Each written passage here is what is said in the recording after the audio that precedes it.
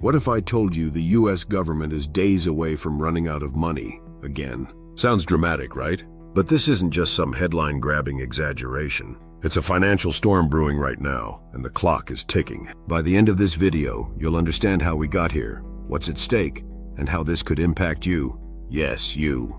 As of January 2025, the US hit its debt ceiling. That's essentially the government's credit limit, and it's not looking good. Treasury Secretary Janet Yellen has warned Congress that, without immediate action, extraordinary measures will run out before the end of January. Think of it like maxing out your credit card while your rent is due next week. It's more than just numbers on a spreadsheet. It could disrupt everything from your paycheck to global financial stability. Stay with me because in this video, we'll break down what the debt ceiling actually is, why it keeps causing problems, and what could happen if the US defaults on its obligations. Spoiler alert, it's not pretty. What is the debt ceiling? The debt ceiling is a legal cap on how much money the US government can borrow. It's not about new spending, it's about paying bills the government has already racked up.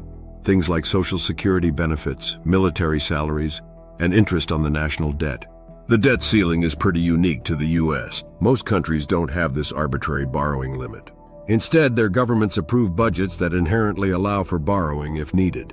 In the US, Congress has to approve every increase, turning it into a political battleground every time we get close to the limit. In January 2025, we hit the ceiling again. This time, the cap was $36.1 trillion, up from $31.4 trillion just 18 months ago. That's a 15% increase in less than 2 years. It's like giving yourself a massive raise in credit card spending, only to max it out again. Why does the US keep bumping into the debt ceiling? It all comes down to one word: deficits. Here's the deal. The government spends way more than it earns. In late 2024, the US brought in $630 billion in revenue, but spent $1.25 trillion. That's like earning $6,000 a month and spending $12,000. The gap has to be filled somehow, usually by borrowing. This isn't a new problem. The US has run a deficit almost every year since 1970. But with interest rates climbing, borrowing is getting more expensive, making the debt pile grow even faster. Here's where politics come in. Raising the debt ceiling used to be a routine vote, but over the years it's turned into a high-stakes game of chicken. Politicians use it as leverage to push their agendas, risking economic chaos in the process. If Congress doesn't raise the debt ceiling in time, the US government could default on its debt. That means it wouldn't be able to pay all its bills. In 2011, just the threat of a default led to a downgrade of the US credit rating. If it happens again, borrowing costs could skyrocket. The US dollar is the world's reserve currency. A default could undermine that trust, destabilizing global markets. Imagine Social Security checks not going out on time, or military personnel not getting paid. These aren't hypotheticals, they're real risks. With delayed payments and higher borrowing costs, the ripple effects could lead to job losses and a slowdown in economic growth. And it's not just an American problem. Countries like Japan, China, and the UK hold massive amounts of US debt.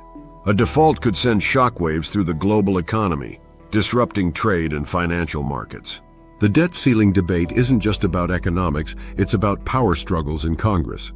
On one side, you've got fiscal conservatives pushing for spending cuts before agreeing to raise the limit. On the other, you've got those, like former President Donald Trump, who believe the debt ceiling is outdated and should be scrapped entirely. This internal division isn't new, but it's more intense than ever. With Republicans holding a majority in Congress, you'd think raising the ceiling would be straightforward. But disagreements within the party are creating a deadlock. Even a short-term default, or the perception that one might happen, could rattle markets and erode global confidence in the US government. Now, not everyone thinks the debt ceiling drama is worth panicking over. Critics point to the 2011 crisis as proof.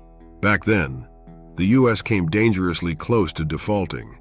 But even after a credit downgrade, US Treasuries remained one of the safest investments in the world. Why? Because the US has a long track record of paying its debts. Investors still trust that eventually Congress will do what it takes to avoid default. But here's the thing, just because we dodged the bullet before doesn't mean we should take the risk. The stakes are higher now, with debt levels and interest rates both significantly higher than they were in 2011. Okay, so you're probably wondering, how does this affect me personally? Here's the rundown. If you work for the federal government or the military, delayed payments could be on the horizon. If markets take a hit, your 401k or investment portfolio could feel the pain. A weaker dollar could make imports more expensive, driving up prices on everyday goods. An economic slowdown could lead to layoffs, especially in sectors tied to government contracts. So, what's the solution? Ideally, Congress agrees to raise the debt ceiling before the Treasury's extraordinary measures run out. But given the political gridlock, that's far from guaranteed. The debt ceiling debate isn't just a political drama, it's a financial ticking time bomb. Whether you're a policy wonk or someone just trying to make ends meet, this crisis affects us all. The U.S. is teetering on the edge of a financial crisis, and the stakes couldn't be higher. What do you think? Should we keep the debt ceiling as a check on government spending, or is it time to scrap it altogether? Let me know in the comments. I'm curious to hear your take. If you found this video helpful, give it a thumbs up and share it with someone who needs to know what's going on. And don't forget to subscribe for more deep dives into topics that shape your world. Want to learn more about how the U.S. economy works? Click here for another video that'll blow your mind. See you next time.